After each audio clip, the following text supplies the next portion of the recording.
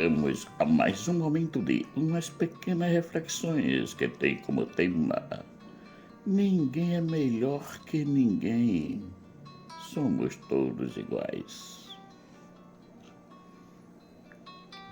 Se dissermos que não temos pecados, enganamo-nos a nós mesmos e não há verdade em nós. 1 João capítulo 1, versículo 8. Isso não deveria ser uma novidade para nós. Se cada um de nós tivesse claramente essa máxima na nossa mente e no nosso coração, com certeza a sociedade e o mundo seriam outros. As guerras, as desavenças, as competições e a ganância dariam lugar à paz, ao acordo, à ajuda mútua e à partilha. Jesus nos diz que o Pai nos vê sempre com olhos novos. Cada dia é um novo dia. Para Ele nada se repete. E como nos diz o Salmo, não procura tratar-nos segundo os nossos pecados. Não nos tratou segundo os nossos pecados, nem nos recompensou segundo as nossas iniquidades. Salmo 103, versículo 10. Deus é bondoso, compassivo e misericordioso. Senhor, Deus compassivo e misericordioso, lento para a cólera, rico em bondade e em fidelidade. Êxodo capítulo 34, versículo 6. É esse o Deus que Jesus nos apresenta, um Deus que acolhe, que escuta e que perdoa, e não aquele Deus que castiga, que fica brabo com a gente quando erramos. Inclusive, os nossos pais outrora nos diziam: não faça isso que Deus castiga. Quem na vida não escutou essa frase? Pois é, Jesus nos apresenta um Deus que, mesmo nos conhecendo a fundo e sabendo quanto estamos longe da perfeição devido às nossas faltas, nos coloca na estrada justa, que é a estrada do amor. Ele é pura misericórdia, por isso que nos perdoa sempre. E esse perdão recebido do Pai deve nos levar também a perdoar os nossos irmãos. Sede misericordioso, como também o vosso Pai é misericordioso. Lucas capítulo 6, versículo 36. Vejam que aqui Jesus nos dá uma dica. Ele nos exorta. O uso do verbo no imperativo nos mostra a importância de colocarmos em prática aquilo que Ele nos está pedindo. Ele nos pede para sermos misericordiosos como o Pai o é. Para que isso possa realmente acontecer na nossa vida, é preciso que mudemos alguns parâmetros em nós. Normalmente, nós medimos os outros segundo as nossas medidas. Julguemos os outros segundo a nossa compreensão de justiça que temos. Tudo isso devemos transformar segundo a medida e o juízo de Deus. Isto é, devemos medir e julgar não mais usando os nossos parâmetros, mas usando os parâmetros de Deus, que nos mede e nos julga diariamente usando a sua bondade, a sua compaixão e a sua misericórdia. Jesus nos diz que a nossa medida deve ser justa e que não devemos julgar para não sermos julgados e nem condenar para não sermos condenados. Não julgueis e não sereis julgados. Não condeneis e não sereis condenados. Lucas capítulo 6, versículo 37. Também nos diz de perdoar para sermos perdoados e de darmos para poder recebermos. Perdoai e serei perdoados. Dai e vos será dado. Lucas capítulo 6, versículos 37 e 38. Jesus nos dá 4 pilastras para ordenarmos a nossa vida. Elas nos sustentarão durante toda a nossa caminhada, não nos deixando cair nas tentações do mundo. A primeira é a pilastra do julgamento. As palavras de Cristo são muito enfáticas. Não julgueis e não sereis julgados, porque do mesmo modo que julgardes, sereis também vós julgados, e com a medida com que tiverdes medido, também vos sereis medidos. Mateus capítulo 7, versículos de 1 a 2. Portanto, todas as vezes que estivermos diante de um defeito ou de um erro do irmão, não tratemos de julgá-lo, mas de ajudá-lo, pois, como diz o Senhor, assim evitaremos de um dia sermos julgados com a mesma medida, porque não somos melhores. Também temos os nossos erros e os nossos defeitos. A segunda pilastra é a da condenação. Não condeneis e não sereis condenados. Lucas capítulo 6, versículo 37. E é tão fácil condenar alguém. Podemos fazer isso de várias maneiras, com os olhos, com as palavras, com os gestos e com a indiferença.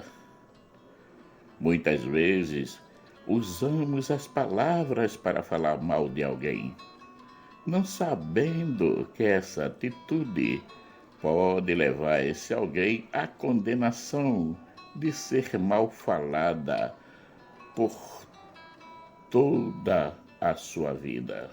Existe uma historinha que nos ilustra muito bem essa atitude. Conta-se que em um povoado, uma senhora procurou o padre para se confessar, porque falou mal de uma amiga. O padre escutou os seus pecados e lhe deu uma penitência, que foi de pegar um punhado de penas e colocar em um saco e levá-lo à presença dele. Ela ficou tão feliz com a penitência, por ser tão fácil e simples, e a fez imediatamente com muita alegria. Quando chegou diante do padre e lhe apresentou o saco cheio de penas, dizendo: "Pronto, padre, já cumpri a minha penitência." Ele a olhou e disse-lhe: "Não, ainda não cumpriste. Vai à torre da igreja, de lá joga todas essas penas no povoado." Mais uma vez ela ficou feliz, porque não tinha nenhum esforço em subir lá na torre e jogar as penas pelo ar. Assim foi e realizou o que o padre lhe tinha pedido. Voltando para a presença dele, ela mais uma vez, feliz da vida, por ter cumprido a penitência, disse-lhe: "Pronto, já joguei todas as penas pelo ar. Agora posso ir em paz." Ele, mais uma vez, lhe disse: Não, ainda não acabou. Agora, pega o saco e vai recolher todas as penas, uma por uma. Não deves deixar faltar uma sequer. Ela ficou indignada e disse ao padre: É impossível recolher as penas agora. O vento já espalhou todas elas por todo o povoado. O padre virou-se para ela e disse: Assim também acontece com a história que espalhamos por aí dos outros, como fizeste com a tua irmã, que a difamaste por todo o povoado. Essa difamação não se apagará das mentes das pessoas tão cedo. Ela será refém das maldades dos outros por toda a vida. E isso tudo por causa da tua língua perversa. Veja o quanto podemos estragar a vida de uma pessoa, basta uma palavra maldita. Como vemos, tanto julgar como condenar são duas atitudes negativas, isto é, não nos ajudam em nada, só nos levam ao pecado. A terceira pilastra é o perdoar. Para Cristo, esse é um ponto de grande importância para a nossa vida de cristão. Ele nos eleva a um patamar superior àqueles que só fazem a bondade. Amai os vossos inimigos, bendizei os que vos maldizem, fazei bem aos que vos odeiam, e orai pelos que vos maltratam e vos perseguem, para que sejais filhos do vosso Pai que está nos céus. Pois se amardes os que vos amam, que galardão tereis? Não faze os publicanos também o mesmo? Mateus capítulo 5, versículos 44 a 46. O perdão está na essência de Deus. Mas em vós se encontra o perdão dos pecados, para que reverentes vos sirvamos. Salmos 129, 130, capítulo 4. Assim como ele nos perdoa, devemos nós também perdoar os nossos irmãos.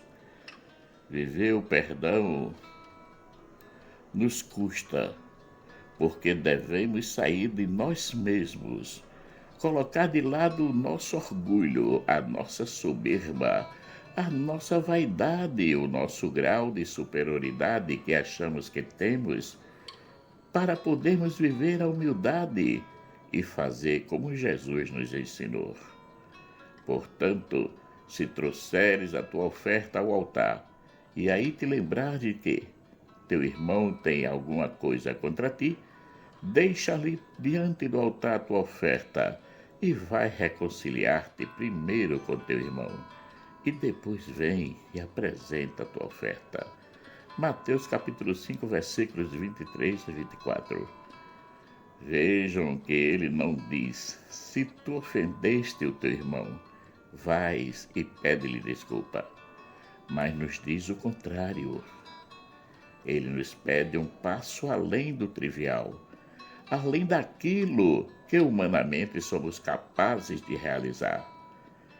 Pede para sairmos de nós mesmos e de irmos ao encontro do irmão, custe o que custar, até mesmo a nossa vergonha. A quarta pilastra é a do doar e receber. Deus não se deixa vencer em generosidade.